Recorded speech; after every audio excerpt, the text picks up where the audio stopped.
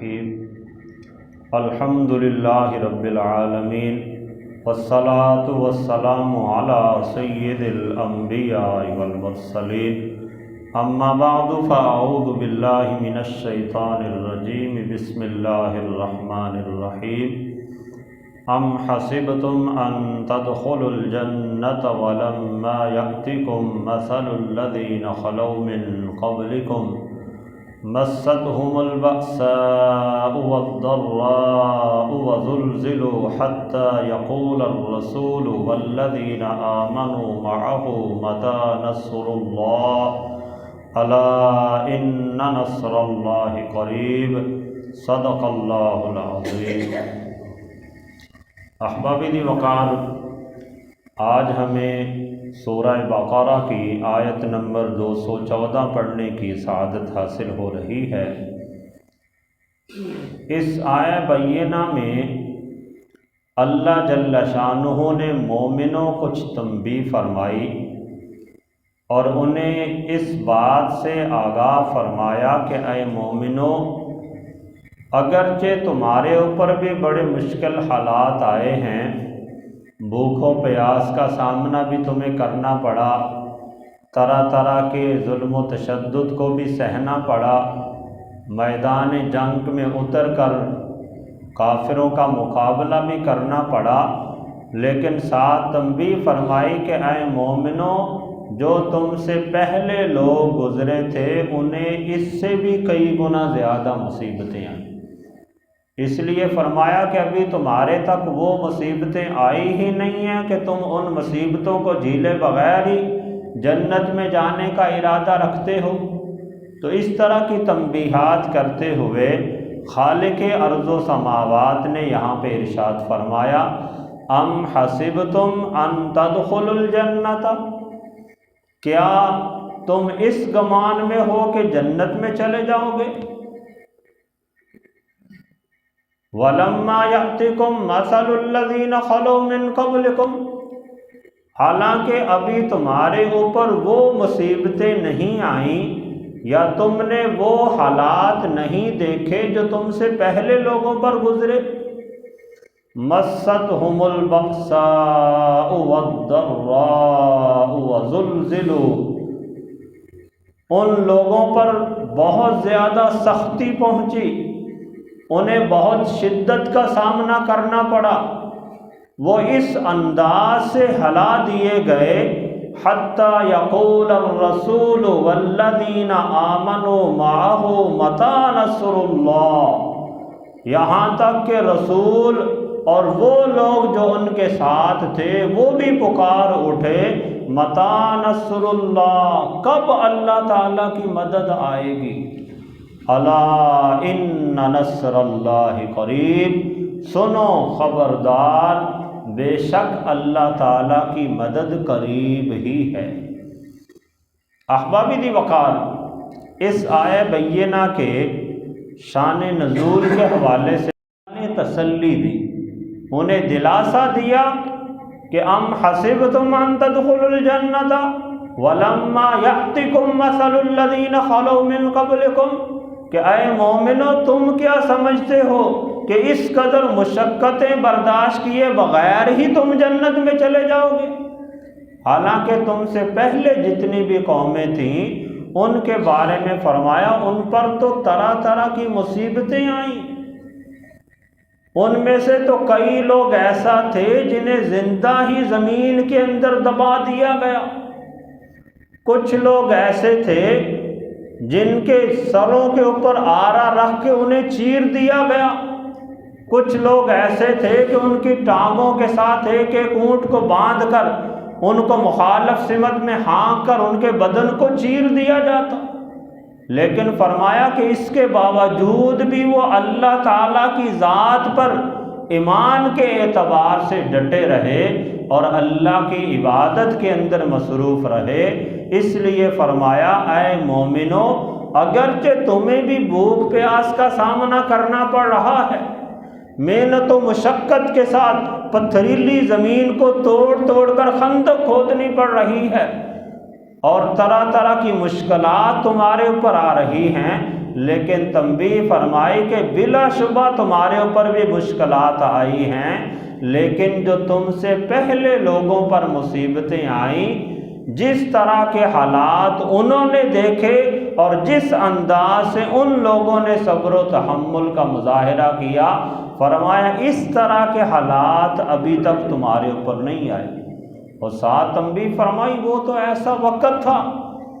کہ اللہ کا پیغمبر انتہائی صابر و شاکر ہوتا ہے، بڑی بڑی مصیبتیں پریشانیاں آ جاتی ہیں لیکن ان کی زبان سے اف تک نہیں نکلتا۔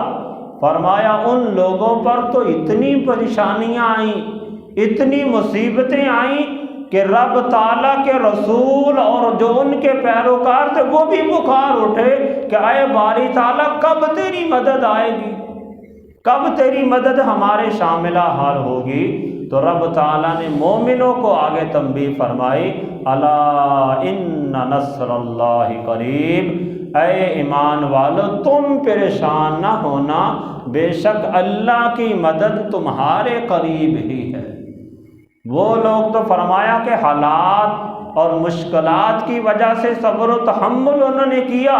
لیکن اس قدر حالات بگڑے کہ اللہ کے پیغمبر بھی پکار اٹھے کہ یا باری تعالیٰ تیری مدد کب پہنچے گی۔ تو مومنوں کو تنبیہ کی گئی ہے، مومنوں تم پریشان نہ ہو، اگرچہ تمہارے اوپر بھی سختی آئی ہے، مشکل حالات آئے ہیں، لیکن فرمایا کہ تمہارے تو رب تعالیٰ کی مدد قریب ہی ہے۔ پھر ایک حدیث مبارکہ مفسرین کرام نے اس آیت مقدسہ کے حوالے سے بیان فرمائی۔ حضرت سیدنا خباب بن ارد رضی اللہ تعالی عنہ آپ اس حدیث مبارکہ کو نقل کرتے ہیں، بیان فرماتے ہیں کہ ایک دفعہ آقا کریم رؤوف الرحیم صلی اللہ تعالی علیہ وسلم آپ خانہ کعبہ شریف میں جلوہ فرما تھے اور خانہ کعبہ کے سایہ کے ساتھ حضور تشریف فرما تھے۔ تو اس وقت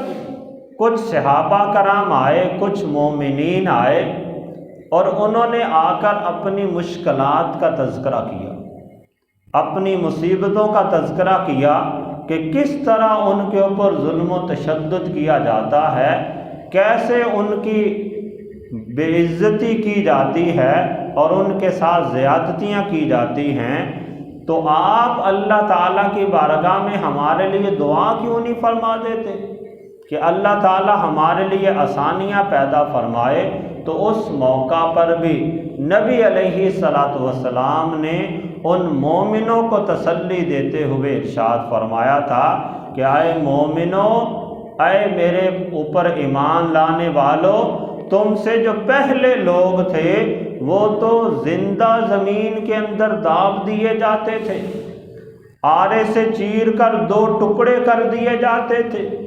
لوہے کی کنگھیوں کے ساتھ ان کے سروں میں کنگھی کی جاتی اور اس قدر شدت کے ساتھ کہ ان کا دماغ تک باہر آ جاتا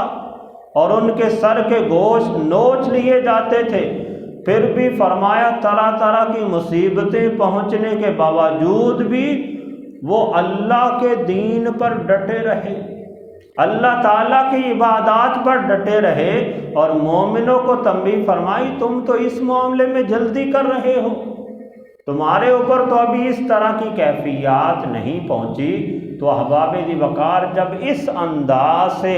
رب تعالیٰ نے بھی مومنوں کو تسلی دی، رب تعالیٰ کے رسول نے بھی مومنوں کو تسلی دی، پھر صحابہ کرام نے بھی صبر و تحمل کی وہ داستانیں قائم فرمائیں کہ کائنات کے اندر اس کی بھی مثال نہیں دی جا سکتی، کہ حضور کے صحابہ کو بھی کس طرح سے تنگ کیا گیا، بدن کا ایک ایک عضو کاٹ کر پھر نبی علیہ الصلاۃ والسلام کے بارے میں اور اللہ کے بارے میں سوال کیا جاتا تھا کہ کیا تم ایمان رکھتے ہو؟ پھر بھی گج وج کے کہتے تھے کہ ہاں ہم مانتے ہیں کہ اللہ وحدہ لا شریک ہے اور محمد صلی اللہ علیہ وسلم اللہ کے رسول اور پیغمبر ہیں۔ تو احباب دی وقار اس میں ہم سب کے لیے بھی درس عبرت ہے۔ ہم بھی چھوٹی سی مشکلات آنے پر، پریشانی آنے پر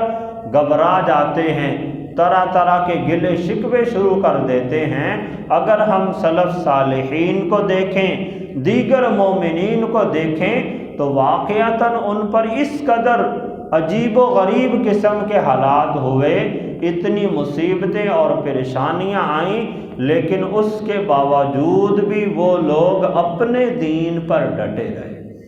پھر احباب دی وقار اس آیہ مقدسہ کے ضمن میں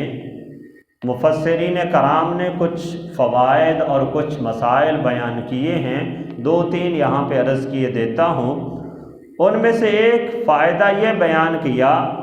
کہ نیکی کی رغبت دینے کے لیے گزشتہ لوگوں کے کارنامے سنانا یہ سنت الہیہ ہے، کہ رب تعالیٰ نے بھی لوگوں کو نیکی کی ہدایت دیتے ہوئے، نیکی کی ترغیب دلاتے ہوئے سابقہ امتوں کا تذکرہ فرمایا، ان کی مصیبتوں اور پریشانیوں کا تذکرہ فرمایا، تاکہ مومنوں کے دلوں کے اندر بھی نیکی کی طرف رغبت پیدا ہو اور ان کے دلوں میں نیکی کا جذبہ پیدا ہو۔ پھر دوسرا فائدہ یہ بھی بیان فرمایا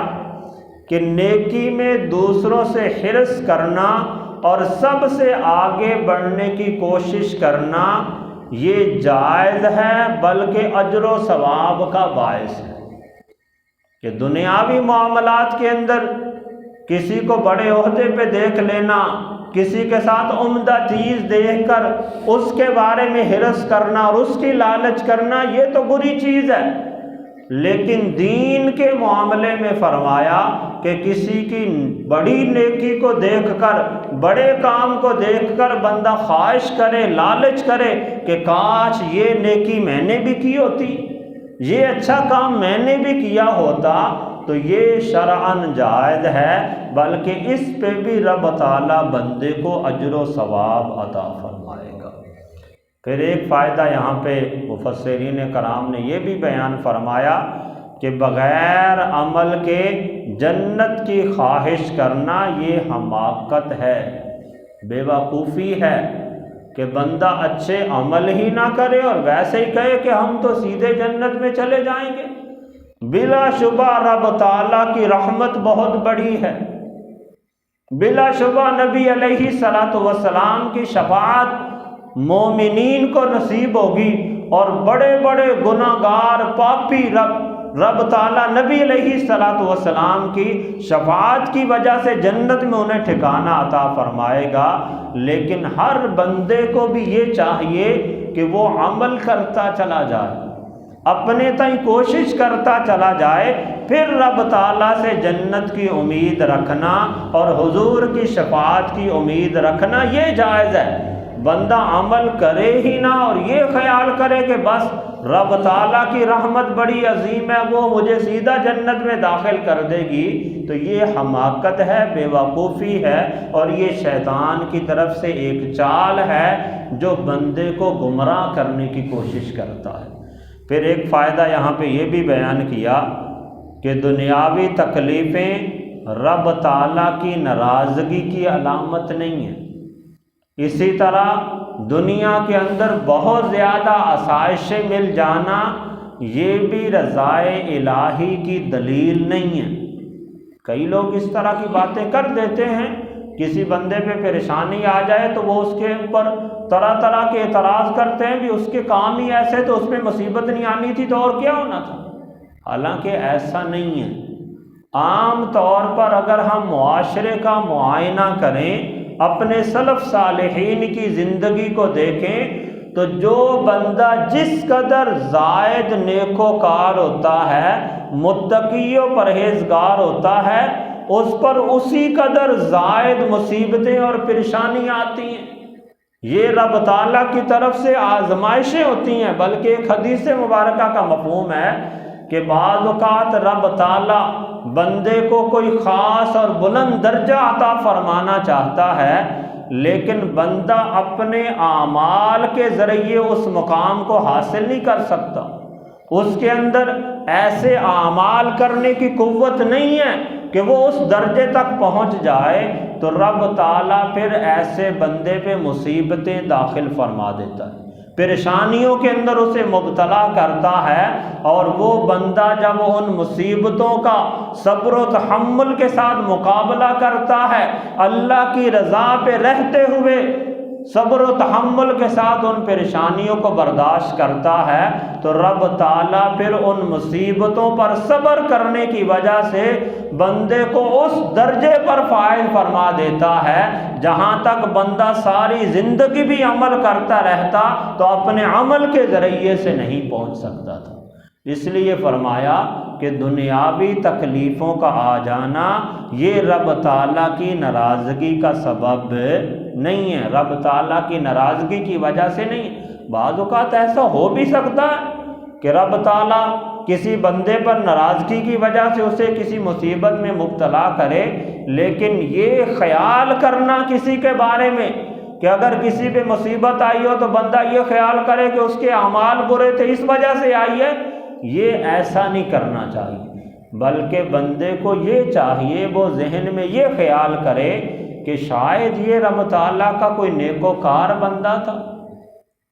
اس وجہ سے اسے مصیبت آئی۔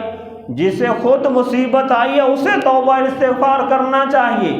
اسے یہ خیال کرنا چاہیے کہ کہیں ایسا نہ ہو کہ میرے کسی گناہ کی وجہ سے میری پکڑ ہو رہی ہے، لیکن عام لوگوں کو اس کے اوپر طعن و تشنیع نہیں کرنی چاہیے۔ ایسے ہی کوئی بندہ بڑے مال و دولت والا ہے، بڑی آسائشوں کے اندر ہے، بڑی آسانیوں کے اندر ہے، تو اس بندے کے بارے میں بھی یہ خیال نہیں کرنا چاہیے کہ شاید رب تعالیٰ اس پہ بڑا راضی ہے کہ اسے اللہ نے اتنا عطا کیا ہے۔ حالانکہ اگر آپ دنیا کا معائنہ کریں تو جو کفار ہیں، جو رب تعالیٰ کا ہی انکار کرتے ہیں، جو رب تعالیٰ کے احکامات پہ عمل پیرا نہیں ہوتے، عام طور پر نیکوکاروں کے مقابلے میں اللہ انہیں بڑی آسائشیں دیتا ہے دنیا کے اندر۔ اس کی وجہ یہ ہے کہ رب تعالیٰ انہیں دنیا کے اندر ہی نعمتیں دے دیتا ہے، آخرت میں ان کے لیے پھر کوئی حصہ نہیں ہوتا۔